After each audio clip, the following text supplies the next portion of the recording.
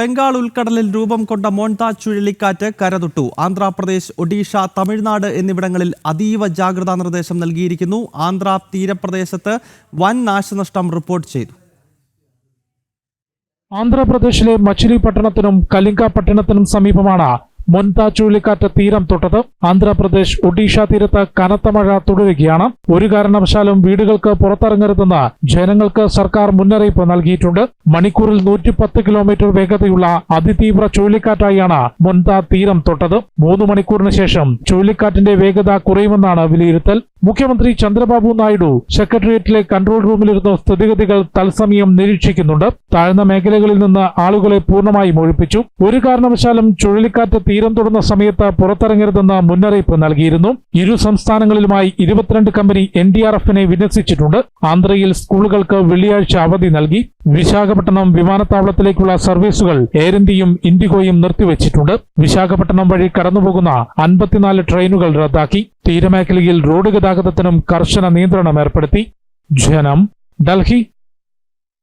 ജിഷ്ണു കൃഷ്ണൻ ഡൽഹിയിൽ നിന്ന് ചേരുകയാണ്. ജിഷ്ണു, ഈ മോൺതാജ് ചുഴലിക്കാറ്റ് ആന്ധ്ര, ഒഡീഷ തുടങ്ങിയ സംസ്ഥാനങ്ങളിൽ വലിയ തോതിൽ നാശനഷ്ടങ്ങൾ ഉണ്ടാക്കാനുള്ള സാധ്യതകളെപ്പറ്റി കാലാവസ്ഥാ നിരീക്ഷണ കേന്ദ്രം നേരത്തെ തന്നെ മുന്നറിയിപ്പ് നൽകിയതാണ്. ഈ സംസ്ഥാനങ്ങളിൽ എത്രത്തോളം ജാഗ്രത പുലർത്തുന്നു? ഒപ്പം എന്തെങ്കിലും രീതിയിൽ ഈ കാറ്റ് വലിയ തോതിൽ നാശനഷ്ടം ഉണ്ടാക്കിയാൽ അവിടെ ഏതൊക്കെ രീതിയിലുള്ള ഇടപെടലുകൾക്ക്, മുൻകരുതലുകൾക്കുള്ള നീക്കങ്ങൾ സംസ്ഥാനവും കേന്ദ്രവും നടത്തിയിട്ടുണ്ട്? ജിഷ്ണു. ഗൗതം, ആന്ധ്ര തീരപ്രദേശത്ത് മോൺതാജ് ചുഴലിക്കാറ്റ് ആഞ്ഞു വീശുകയാണ്. മണിക്കൂറിൽ 110 കിലോമീറ്ററിലധികം വേഗതയിലാണ് നിലവിൽ ചുഴലിക്കാറ്റ് ആഞ്ഞു വീശുന്നത്.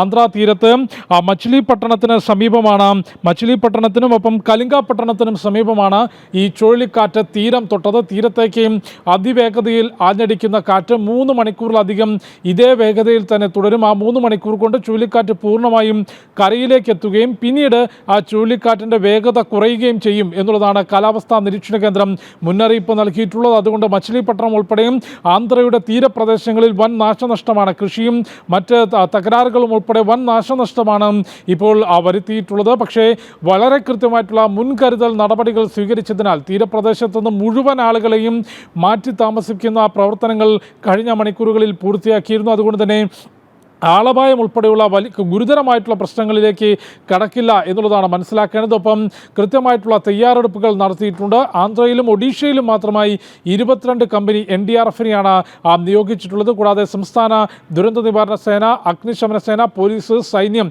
എന്നിവയെല്ലാം തന്നെ സജ്ജമായിട്ടുണ്ട്. ഏതെങ്കിലും തരത്തിൽ ഗുരുതരമായിട്ടുള്ള പ്രശ്നങ്ങൾ ഉണ്ടാവുകയാണെങ്കിൽ ആ മേഖലയിൽ അടിയന്തരമായി രക്ഷാപ്രവർത്തനം നടത്തുന്നതിനുള്ള ക്രമീകരണങ്ങൾ ഏർപ്പെടുത്തിയിട്ടുണ്ട്. നിരവധി ദുരിതാശ്വാസ ക്യാമ്പുകൾ തുടങ്ങിയിട്ടുണ്ട്. പ്രത്യേകിച്ച് ആന്ധ്രാപ്രദേശിൽ നാളെ സ്കൂളുകൾക്ക് അവധി പ്രഖ്യാപിച്ചു.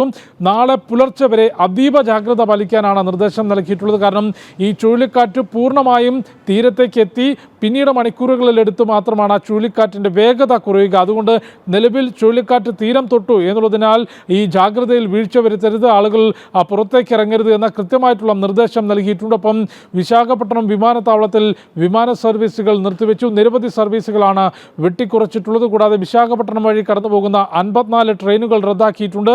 തീരമേഖല വഴിയുള്ള റോഡ് ഗതാഗതത്തിനും പൂർണ്ണമായിട്ടുള്ള നിയന്ത്രണമാണ് ഏർപ്പെടുത്തിയിട്ടുള്ളത്. ആന്ധ്രയ്ക്ക് പുറമെ ഒഡീഷ, തമിഴ്നാട് തീരപ്രദേശങ്ങളിലും അതീവ ജാഗ്രതാ നിർദ്ദേശം നൽകിയിട്ടുണ്ട്. സമീപ സംസ്ഥാനങ്ങളിലും കനത്ത മഴ ലഭിക്കും എന്നുള്ളതാണ് കാലാവസ്ഥാ നിരീക്ഷണ കേന്ദ്രം നൽകിയ മുന്നറിയിപ്പ്. ഗൗതം.